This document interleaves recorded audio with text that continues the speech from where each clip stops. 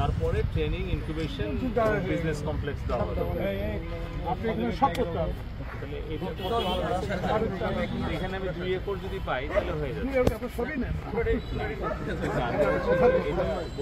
কারণ এখানে war house করবো। তারপরে এখানে কেউ বসে না, বিটিআরসি ইউজ করে স্যার। আর আমাদের এখানে আবাসিক ছিল না, এখানে নাই, কেউ নাই। ডাক অফিসের পাশে এখানে এখন কেউ নাই, স্টাফ তো কমে গেছে স্যার। আগে ওটা বাইরে প্রথমে সবাইকে ঈদের শুভেচ্ছা, ঈদ মোবারক এবং শুভ নববর্ষ।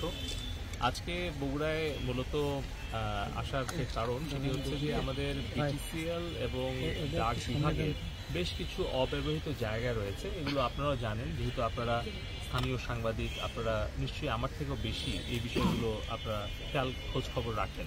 এখানে আমাদের মাননীয় সংসদ সদস্য রাগিবুল হাসান রিপু ভাই আছেন, জেলা প্রশাসক মহোদয় আছেন সাইফুল ইসলাম। আমি তাদেরকে নিয়ে পরিদর্শন করলাম, কারণ এখানে বগুড়া জেলাবাসীর জন্য মাননীয় প্রধানমন্ত্রী, আমাদের প্রিয় নেত্রী জননেত্রী শেখ হাসিনা দুটি উপহার উনি দিয়েছেন। একটি হচ্ছে Sheikh Kamal IT training incubation centre, যেটা 100 কোটি টাকা ব্যয়ে এখানে প্রকল্পটি এখন পরিকল্পনা মন্ত্রণালয়ের বিবেচনাধীন আছে। আশা করছি অল্প দিনের মধ্যেই একনেকে এটি অনুমোদন হয়ে যাবে। আর দ্বিতীয়টি Joy smart service and employment training centre, যেটি ইতিমধ্যে অনুমোদন হয়ে গেছে এবং অল্প দিনের মধ্যেই কাজ শুরু করতে পারবো আমরা, মানে আমরা টেন্ডারে যেতে পারবো।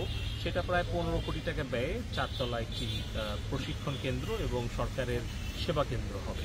তো এই যে গত জাতীয় সংসদ নির্বাচনের আগে মাননীয় প্রধানমন্ত্রী যে প্রতিশ্রুতি দিয়েছিলেন যে উন্নয়ন দৃশ্যমান, বাড়বে আরও কর্মসংস্থান, তো বগুড়া হচ্ছে আমাদের উত্তরবঙ্গের প্রবেশদ্বার এবং বগুড়ার মানুষের জন্য কিন্তু জননেত্রী শেখ হাসিনা একের পর এক অনন্য সাধারণ উপহারগুলো দিয়ে চলেছেন।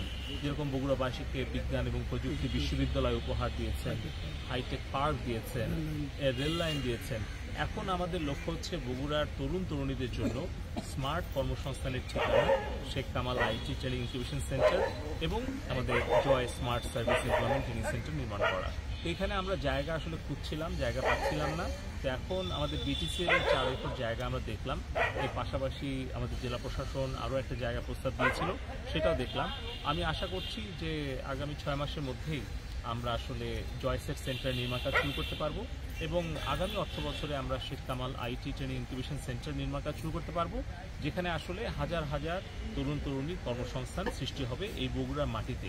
বগুড়ার তরুণ তরুণীদের যাতে ঢাকামুখী হতে না হয়, বিদেশমুখী হতে না হয়, যাতে বগুড়ার মেধাবী ছেলেমেয়েরা তারা যাতে বগুড়ায় মাটিতে বসে তারা যাতে দেশে এবং বিদেশে বিভিন্ন জায়গায় কর্মসংস্থান সৃষ্টি করতে পারে, সেটি আমাদের লক্ষ্য।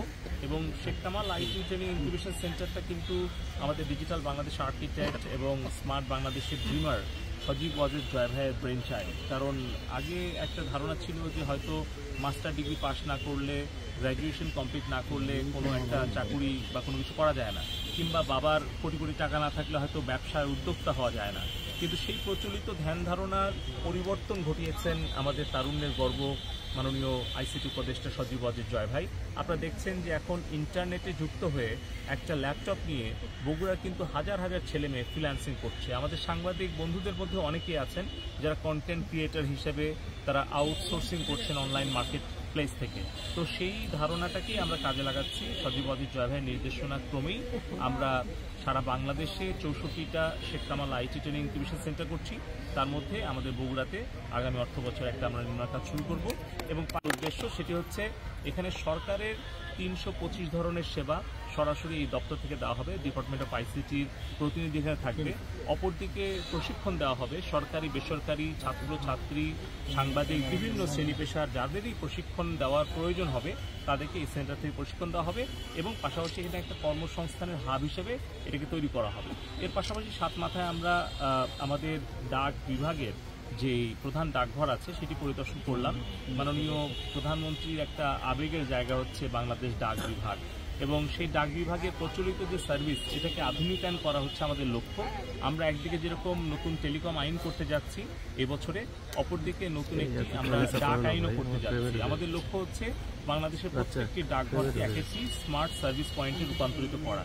তো এখানে দেখলাম যে একেবারেই শহরের খুব একটা প্রধান কেন্দ্রে কিন্তু আমাদের জায়গা আছে, কিন্তু আমরা প্রতি বছর এখান থেকে আমরা প্রায় 1 কোটি টাকার উপরে লস করছি। প্রতি মাসে প্রায় 10 লক্ষ টাকার বেশি লস হচ্ছে, কিন্তু সেখানে কিন্তু আমাদের অব্যবহৃত জায়গা আছে, আমাদের লোকবল আছে, জনবল আছে। এখন আমরা পরিকল্পনা করছি যে একদিকে যেরকম অব্যবহৃত জায়গা এবং লোকবল জনবল অবকাঠামোগুলোকে সদ্ব্যবহার করা, পাশাপাশি পাবলিক প্রাইভেট পার্টনারশিপের ভিত্তিতে বেসরকারি বিভিন্ন প্রতিষ্ঠানের সাথে অংশীদারিত্বের ভিত্তিতে আমাদের বিটিসিএল, টেলিটক এবং পোস্টকে লাভজনক প্রতিষ্ঠানে পরিণত করা। তো আমি মনে করি যে আগামী 5 বছরে এই বগুড়া জেলাবাসী অবশ্যই মাননীয় প্রধানমন্ত্রীর কাছ থেকে যে উপহারগুলো পাবে তার মধ্য দিয়ে আমরা 41 স্মার্ট বাংলাদেশ বিনির্মাণের লক্ষ্যে বগুড়াকেও আমরা স্মার্ট বগুড়ায় রূপান্তরিত করবো ইনশাআল্লাহ। মাননীয় মন্ত্রী, আপনি জানেন যে বগুড়া সদর আসন দীর্ঘ বছর থেকে অবহেলিত ছিল। কয়েকদিন পরে আমরা একজন মাননীয় সাংসদ পেয়েছি যিনি বর্ষিয়ান রাজনীতিবিদ এবং আওয়ামী লীগের একজন জেলা পর্যায়ের অনেক প্রবীণ নেতা। তো তার কাছে কিন্তু বগুড়া সদরের মানুষের প্রত্যাশা, তো তার মাধ্যমে আপনি এই বগুড়ার তরুণদের, বিশেষ করে বেকার তরুণদের কোনো বার্তা দিতে চান কিনা? আমরা বগুড়ার যে ছাত্র জীবন কেটেছে সেই পলকের কাছ থেকে জানতে চাই যে বগুড়ার তরুণদের জন্য তিনি কি করবেন।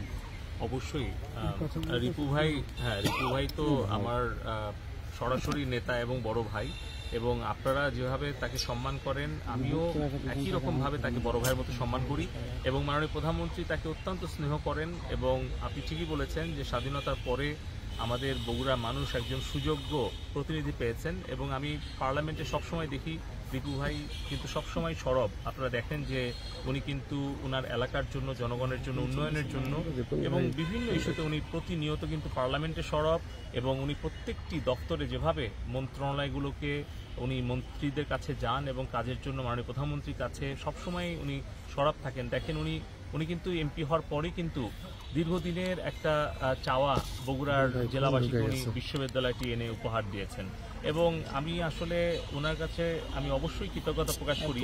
বগুড়ায় এই যে দুটো প্রকল্প আসলো, এটার পেছনে কিন্তু ওনার অবদানই বেশি। ওনার আবেদনের প্রেক্ষিতেই কিন্তু, ওনার কর্মতৎপরতার প্রেক্ষিতেই কিন্তু মাননীয় প্রধানমন্ত্রী বগুড়া তরুণদের জন্য এই দুটি উপহার দিয়েছেন। উনি যদি সংসদ সদস্য নির্বাচিত না হতেন, এতটা তৎপর না হতেন, তাহলে কিন্তু এই দুটো প্রকল্প এত দ্রুত হয়তো আপনারা পেতেন না। তো আমি অবশ্যই বলবো যে রিপু ভাইয়ের নেতৃত্বে বগুড়া সদরবাসী অনেক কিছু পেয়েছে, আরও অনেক কিছুই পাবেন। আপনারা রিপু ভাইয়ের পাশে থাকবেন, আমরা সবাই রিপু ভাইয়ের পাশে আছি, এবং মাননীয় প্রধানমন্ত্রী জননেত্রী শেখ হাসিনা রিপু ভাইয়ের নেতৃত্বে এই বগুড়াকে উনি অবশ্যই একটি স্মার্ট জেলায় রূপান্তরিত করার জন্য যা কিছু করা প্রয়োজন করবেন, এবং আমাদের মন্ত্রণালয় থেকে ডাক, টেলিযোগাযোগ এবং তথ্য প্রযুক্তি মন্ত্রণালয়ের আওতায় যত কিছু করা সম্ভব সব কিছুই আমরা রিপু ভাইয়ের জন্য করব। ধন্যবাদ।